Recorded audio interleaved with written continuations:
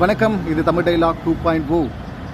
மஞ்சரியை வந்து ஒஸ்ட் பர்ஃபார்மன்ஸில் வந்து நாமினேட் பண்ணியிருக்கிறாங்க, செலக்ட் பண்ணியிருக்கிறாங்க அப்படின்னு சொல்லிட்டு நேற்றே நியூஸ்லாம் வர ஆரம்பிச்சிது. ஒஸ்ட் பர்ஃபார்மன்ஸில் மஞ்சரியா எப்படி அப்படின்னு சொல்லிட்டு யோசிச்சுட்டு இருந்தோம். இப்போ ஃபஸ்ட்டு ப்ரமோ பார்க்கும்போது தான் நமக்கு புரியுது ரீசன் என்ன அப்படின்னு சொல்லிட்டு. அருண் வெர்சஸ் மஞ்சரி அப்படின்னு சொல்லிட்டு ஸ்டார்ட் ஆகுது. ஃபஸ்ட்டு முத்துக்குமரன் மஞ்சரி 2 பேரும் போயிட்டு ப்ரெட்டை டோஸ்ட் பண்ணி தரலாம்ல அப்படின்னு கேட்குறாங்க. அங்கே அருண் இருக்கார்ல, அவர் வந்து சம்மந்தமே இல்லாமல் ஒரு கான்வர்சேஷனை ஒன்று பண்ண ஒரு பதில் ஒன்று கொடுப்பாரு, அப்படியே மறண்டு போயிடுவோம் அந்த மாதிரி கொடுப்பார்ல. ஸோ இப்போ அந்த கான்வர்சேஷன் எண்டில் பார்த்தீங்கன்னா ட்ரிகர் ஆகிட்டிங்க அப்படின்னு சொல்லும்போது ட்ரிகர் பண்ணுற பாடி லாங்குவேஜ் தான் அவர் பண்ணுறது. அருண் வந்து இந்த மொக்க குழந்தை நேற்றும் டப்புக்கு டப்பா ஒன்று பண்ணார்ல, முத்துக்குமரன் கிட்ட ஒன்று பேசிக்கிட்டு அப்புறம் வந்து அடிக்கிறான் அப்படின்னு சொல்லிட்டு இப்போ அதை தான் அவர் பண்ணுறாரு. ரியா வந்து இப்படியெல்லாம் பண்ணுறாங்க அப்படின்னு சொல்லிட்டு நக்கல் அடிச்சவர் தானே இவர்.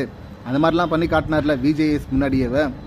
அவர் கேட்க இவர் பண்ண இப்போ என்ன பண்ணிட்டு இருக்காரு. இது வந்து ஒரிஜினல் அருணுவா? இது அருண் பாடி லாங்குவேஜா இது? ஸோ இப்போ இதை பார்த்துட்டு இது தெரிஞ்சும் தீபக் பார்த்தீங்கன்னா எப்பவுமே விஷால் கேங்க்கு தான் சப்போர்ட்டாக இருக்காரு. நம்ம ஏற்கனவே சொல்லியிருக்கிறோம் இதை. தீபக்கை எங்கே நம்ம நம்ப மாட்டோம் அப்படின்னா, இந்த மாதிரி ஃபேவரிட்டிசம் வரும்போது கரெக்டாக ஒரு பஞ்சாயத்து வருதுன்னா அதில் விஷால் கேங் எந்த பக்கமோ அந்த பக்கம் போய் நின்றுக்கிறார். இது கிளியராக தெரியுது அது வந்து மார்க்கிங் பாடி லாங்குவேஜ் அப்படின்னு சொல்லிட்டு. ஆனால் தீபக்கு அது தெரியலையாம். எழுந்து நின்று சொல்கிறாரு, கான்வர்சேஷனில் அப்படி கையெடுத்து கும்புறது தப்பு கிடையாது அப்படிங்கிறாரு. தப்பு கிடையாதா? முத்துக்குமரன் கிட்ட இதை பண்ணியிருந்தா முத்துக்குமரன் வந்து பண்ணி காட்டியிருப்பார்.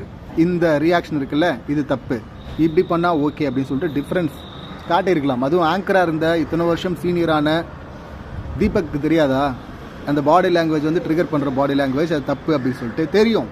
தெரிஞ்சாலும் பார்த்தீங்கன்னா அவருக்கு ஆல்ரெடி மஞ்சரியை பற்றி ஒரு மைண்ட் செட் இருந்திருக்கும். ஸோ அதனால் பார்த்தீங்கன்னா இப்படி ட்ரிகர் ஆகிட்டு கத்துறாரு.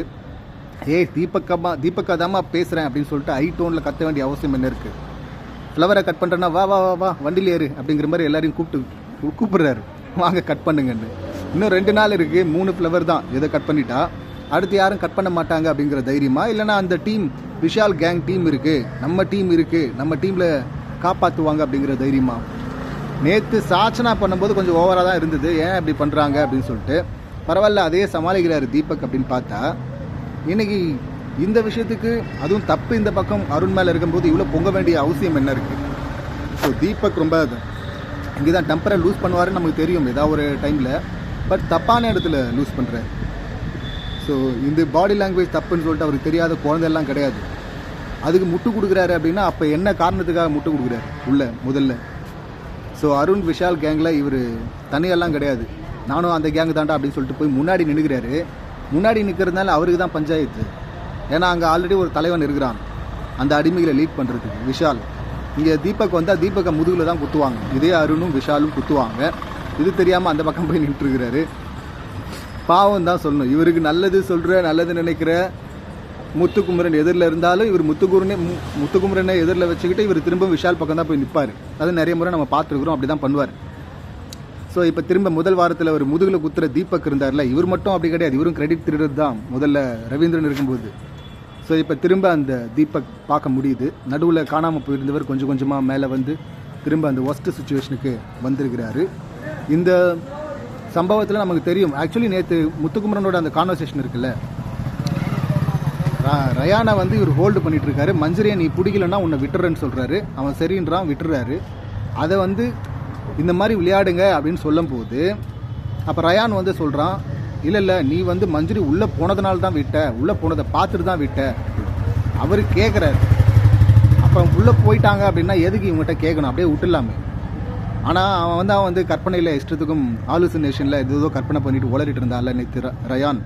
ஸோ அதில் பார்த்தீங்கன்னா வந்து இதை சொல்ல, நீ மஞ்சரி போனதுனால தான் விட்டியான், அவன் வந்து வேற எதுக்காக நீ விடலையா அப்படின்னு சொல்லிட்டு அருண் வந்து இதுக்கு இதையே திரும்ப சொல்லிட்டு இருந்தேன். அப்படி அப்போ முத்து சொன்னார், அவன் தான் இருக்கான பேசுறது, நீ ஏன் பேசணுன்னு. இவர் எதை கனெக்ட் பண்ணுறாருன்னா, ஃபஸ்ட்டு மஞ்சரி வெர்சஸ் அருண் வரும்போது அந்த சாப்பாடு வேஸ்ட் பண்ணுற விஷயத்தில் இவர் உள்ளே வந்து சொன்னார்ல, நான் ஹவுஸ்மேட்டாக வருவேன், 2 பேர் கான்வர்சேஷன், அது பொது கான்வர்சேஷன், பர்சனல் விஷயமா இருந்தால் நான் வரமாட்டேன், பொதுவான விஷயத்துலாம் வருவேன் அப்படின்னார்ல. அதை எடுத்துகிட்டு வந்து அருண் இங்கே கனெக்ட் பண்ணுறாராமா. முத்து உங்ககிட்ட தான் கற்றுக்கிட்ட முத்து, நான் எனக்கு வர்றதுக்கு உரிமை இருக்குது முத்து அப்படின்னு. உன்னை வரக்கூடாதுன்னு யார் சொன்னது? அவன் சொன்னதை பற்றி இல்லை இந்த சம்பவத்தை பற்றி உனக்கு ஒரு கருத்து இருந்தால் நீ சொல்லலாம். அதை விட்டுட்டு நீ என்ன நடந்ததுன்னே இவருக்கு தெரியாதான், அவன் சொல்கிறான் அப்படின்னு சொல்லிட்டு அதையே வந்து திரும்ப சொல்லுவார். அதையே திரும்ப சொல்கிறது எதுக்கு நீ சொல்லணும்? இதுவும் அதுவும் ஒன்றா? அந்த சாப்பாடு விஷயத்தில் முத்துக்குமரன் நடுவில் வந்து சொன்னதும் இதுவும் எப்படி ஒன்றாகும்? ஏன்டா பேசுகிறதுக்கு அவனே இருக்கும்போது நீ ஏன்டா அதே டைலாக் அச்சு பிசகாமல் பேசுகிற 2வது முறை அப்படின்னு கேட்குறாங்க. நீ புதுசாக பேசினா கூட பரவாயில்ல. ஸோ ரெண்டும் வேறு வேறு. ஆனால் இதை வந்து உன்னை பார்த்து தான் கற்றுக்கிட்டேன், நீ தான் இப்படி பண்ண அப்படின்னு சொல்லிட்டு உரிமைன்னு திருப்பி இதில் கை கொடுத்ததும் பார்த்தீங்கன்னா நக்கல் அடிச்சுட்டு அங்கே போய் டப்புக்கு டப்பா அப்படின்ற மாதிரிலாம் டான்ஸ் ஆடிட்டு போனார்ல. அந்த மார்க்கிங் குழந்தை தொடர்ந்து மார்க் தான் பண்ணிகிட்ருக்கு. அர்ச்சனாவை எல்லாரும் மார்க் பண்ணதுனால தான் அர்ச்சனாவுக்கு டைட்டில்.